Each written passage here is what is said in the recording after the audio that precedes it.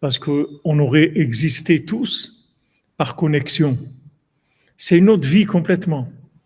C'est la vie connectée. C'est l'arbre de vie, on vit en connexion. C'est-à-dire, je vis à travers ce que je donne et ce que je reçois. Je suis donateur universel et receveur universel aussi. Je reçois de tout le monde et je donne à tout le monde. Ça, c'est le schéma de vie normal de l'être humain.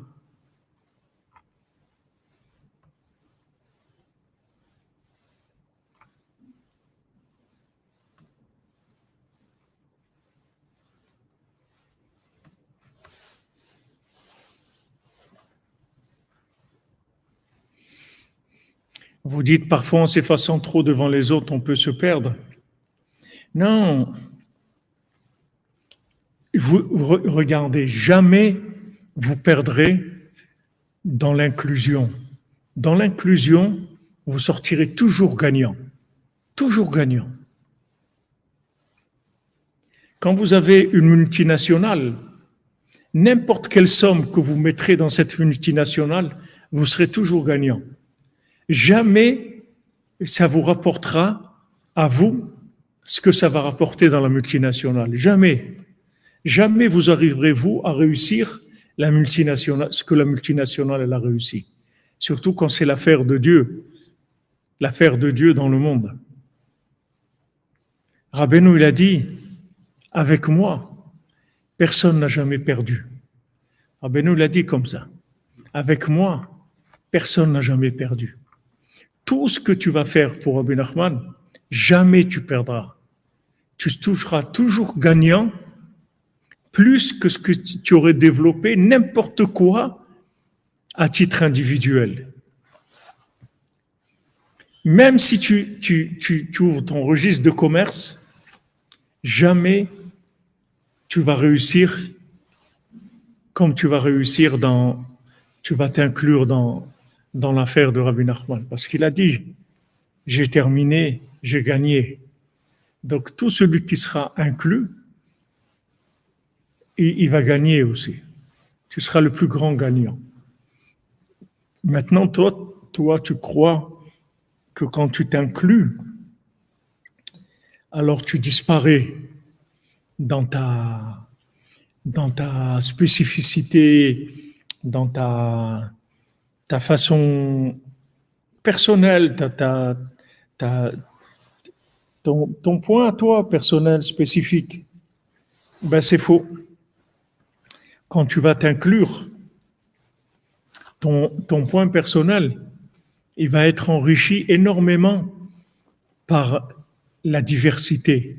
Et c'est là où il va sortir encore beaucoup plus que quand il était seul. Comme quand vous mettez une rose avec d'autres, vous êtes un bouquet. Maintenant, vous allez voir chacun, il va faire ressortir l'autre. Il va aider l'autre à ressortir. C'est complètement différent.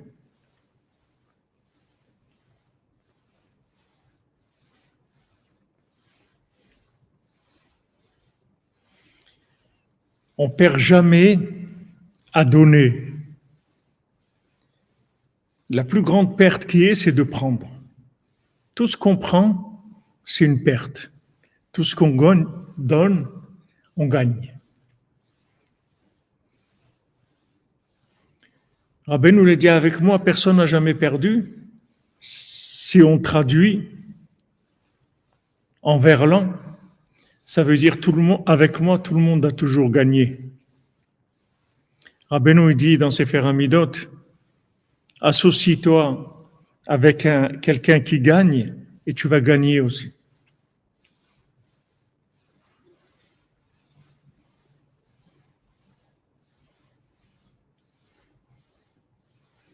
On s'inclut.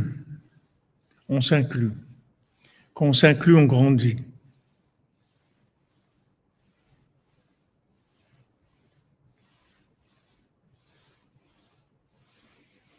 Comment arriver à cette inclusion dans le tzaddik, Mordechai? C'est par l'amour du tzaddik. Quand tu aimes, tu deviens un. C'est ce qu'on voit ici. Comment maintenant ils les ont attendus aux autres? Parce qu'ils les aimaient. Ils les aimaient plus que ce qu'ils s'aimaient eux-mêmes. Ils ne pouvaient pas s'aimer eux-mêmes parce que à leurs yeux, ils n'existaient pas. Ils ne pouvaient pas s'aimer eux-mêmes. Ce n'est pas quelque chose qui était dans la réalité, puisque toute leur existence, elle était à travers eux, à travers les autres. Ce qu'on apprend ici, vous savez, c'est pas évident d'arriver à ces choses-là. Vous savez, c'est une vie.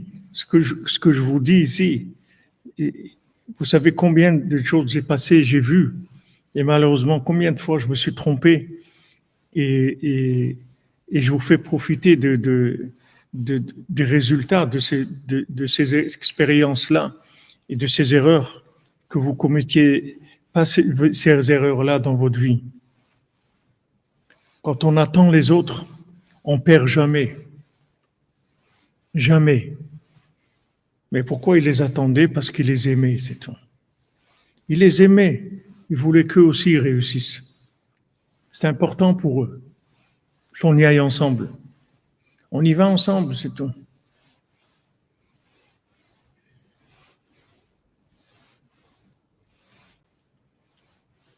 Imtinu lechavrehem. Ils ont entendu leurs amis, ils ont entendu leur famille, ils ont entendu leurs proches, ils ont entendu leur communauté. On ne parle pas de Esav et Amalek. C'est pas de ça qu'on parle. Esav et Amalek, ils sont là pour créer l'obscurité qui est nécessaire pour voir la lumière. Quand on comprend ça, ce qu'il dit ici, Afal piken hayu be'enehem kelo, bien qu'ils sont arrivés au midot de l'arbre, des gens qui avaient la foi, la crainte, l'humilité. À leurs yeux, ils n'étaient rien du tout. Les Breslevers, vous voyez à Ouman, comment ils vivaient, c'était comme ça. Les gens, vous ne pouvez pas imaginer que ces gens-là, ils étaient érudits en Torah, ou ils étaient riches, parce que ils se considéraient pas eux-mêmes. Celui qui balayait la synagogue à Ouman, il connaissait le Zohar par cœur. Mais quand vous le voyez, vous ne pouvez pas imaginer que dans cette personne-là, il y a le Zohar par cœur. Vous ne pouvez pas imaginer ça. Attendre, c'est une preuve d'amour, tout à fait. Tout à fait. Le fils de Rabbi Nathan, qui était un grand érudit, une fois quelqu'un, la veille de Rosh Hashanah, il lui a posé une question dans la rue, une question dans la Torah, dans le Talmud, où tous les grands érudits d'Ukraine, ils n'arrivaient pas à répondre, ils cherchaient tous une réponse. Il a demandé au fils de Rabbi Nathan, quand il sortait du mikvé, comme ça, la veille de Rosh Hashanah. Et le fils de Rabbi Nathan lui a répondu en marchant à sa question. Alors l'autre, il a regardé comme ça, waouh, comment tout le monde a cette question, et toi, comme ça, tu réponds en marchant dans la rue. Le fils de Rabbi Nathan, il a dit, allez, circule. Il n'y a rien à voir. Qu'est-ce que tu t'arrêtes? Tu veux la réponse? Ça y est, je te donne la réponse. Allez, avance, ça y est. Comment ça, à me renvoyer des images d'idoles? Laisse-moi tranquille.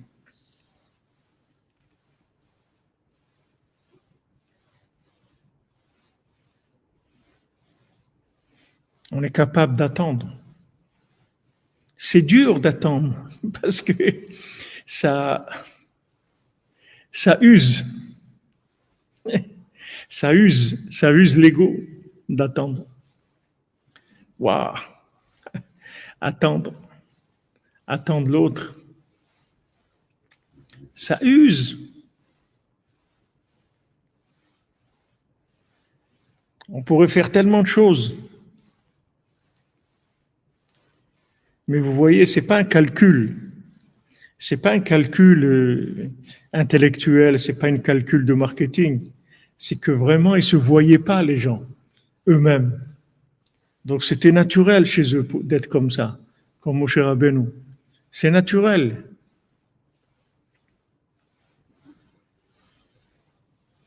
Comme un berger, il va attendre la dernière des petites brebis, il va l'attendre pour l'amener, la prendre pour l'aider, etc.